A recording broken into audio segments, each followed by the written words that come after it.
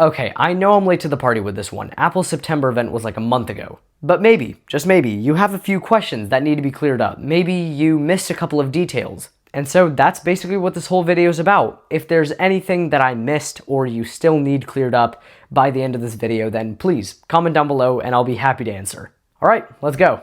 So this is one of the questions that I've had since I watched the event, right? The Series 10 has this new jet black aluminum glossy finish. And I was surprised to see it make a comeback because the iPhone 7 also used this same glossy aluminum finish. And it was kind of terrible. Even Apple had to warn that the jet black iPhone 7 was prone to microabrasions. And many people's jet black phones were absolutely covered in fingerprints. This is really ugly. I would go insane if I had a phone like this. So now 8 years later with the Apple Watch Series 10, my question is, how does it resist fingerprints?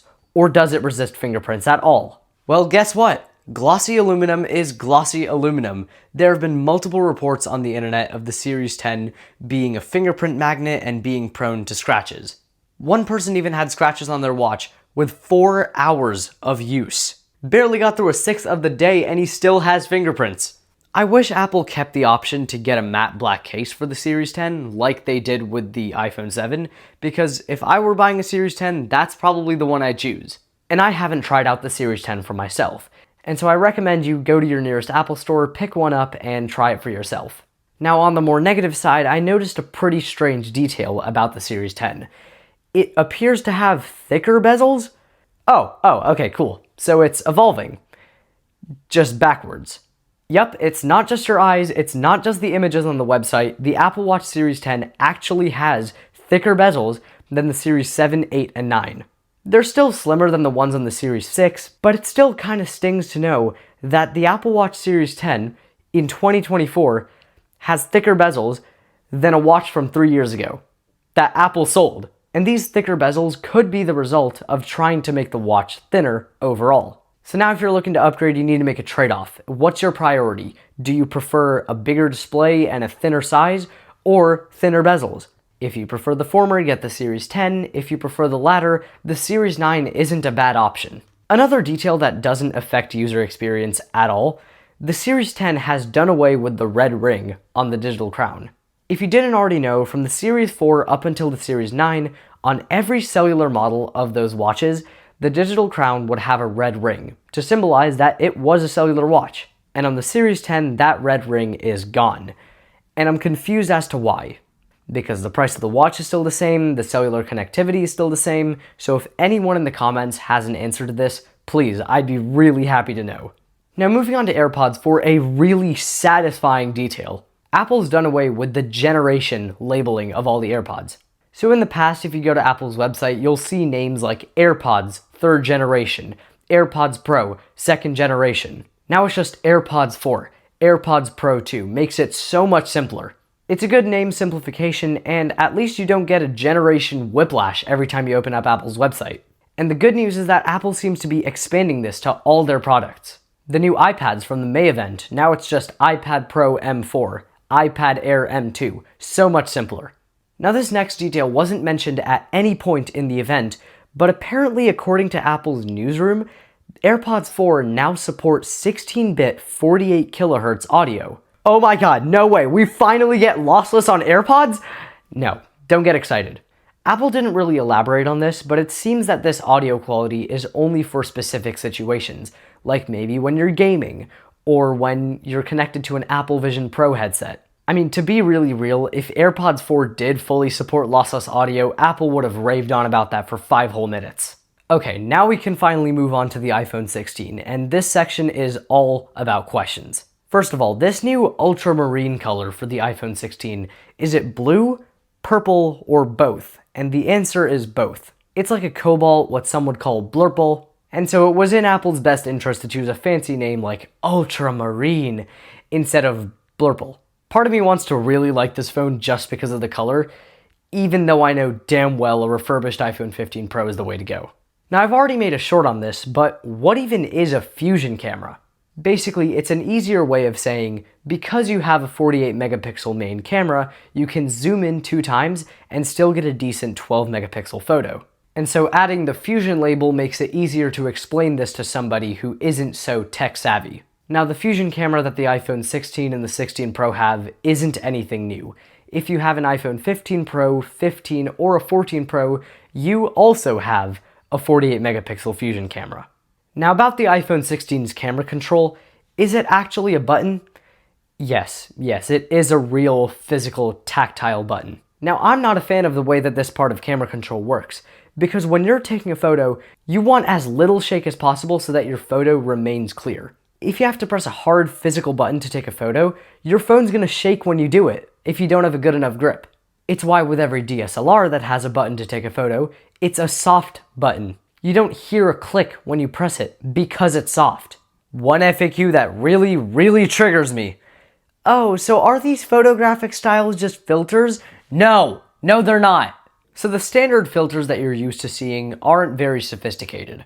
Basically, it just provides a blanket color adjustment to your photo, so every single color in your photo gets modified. But the way that photographic styles work is they only adjust specific colors in your image. And so you could apply an adjustment to only make the undertones change. And so basically photographic styles achieves easy, instant color grading. And the results you can get from it are actually pretty amazing. So if you don't like the color reproduction of the iPhone camera, you can change it. That's in your control. Wait, hold on. I just realized, imagine if you could use Apple Intelligence to tell your phone how you want your image to look. Like, for example, you could say, I want this building to be more red and a little more vibrant. And then your phone could apply the corresponding photographic style. Wait, that's like actually such a good use. All right, getting back to the details, apparently Beats makes iPhone cases now?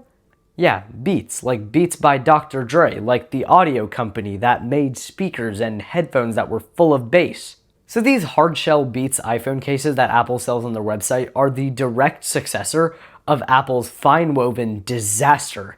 Like, you remember that, how the cases would peel and scratch? It wasn't fun.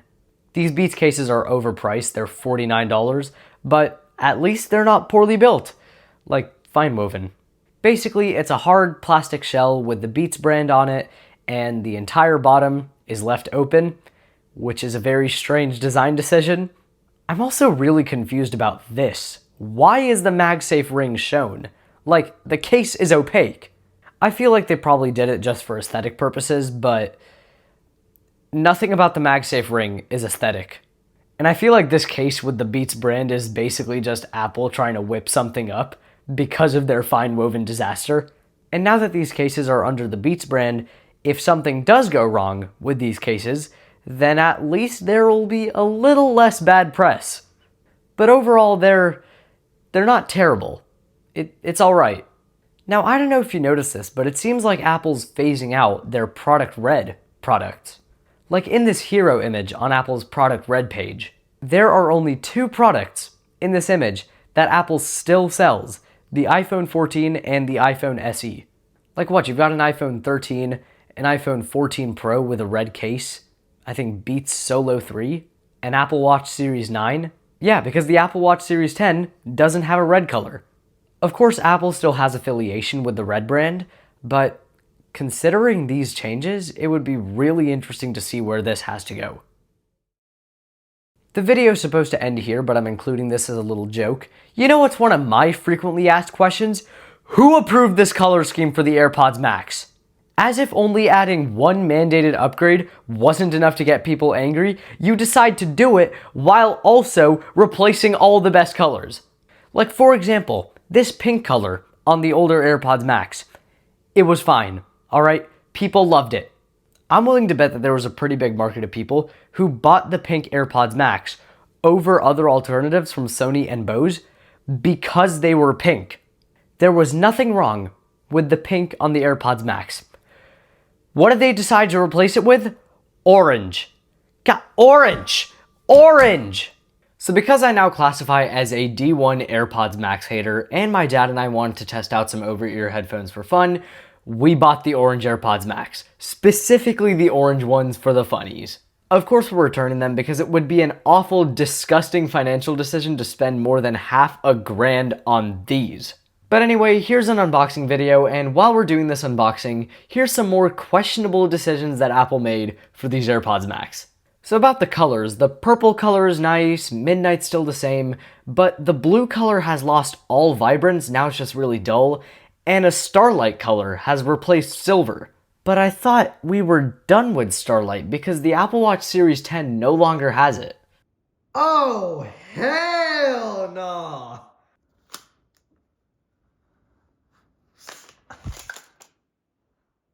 Okay, so in some lighting conditions it just looks like a peachy orange, and in other lighting conditions it looks like vomit. It looks alright on my head, I guess. I don't know.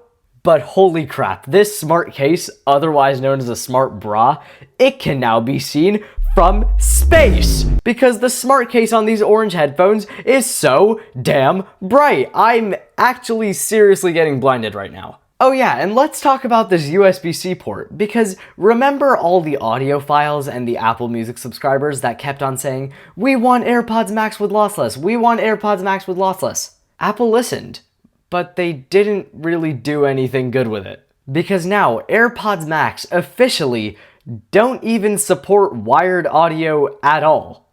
So as if a lack of lossless wasn't enough, now you're forced to use Bluetooth. So basically the new AirPods Max are a downgrade. And I didn't even know that was physically, humanly possible. I thought we had already hit rock bottom. But anyway, I guess that's it. I hope you enjoyed this video. Some of your questions were answered. Again, if you have anything that still needs to be answered, please comment down below and I'll be happy to respond. And yeah, thank you so much for watching. Please like and subscribe, and also comment down below what you thought, and I will see you in the next one. Bye-bye!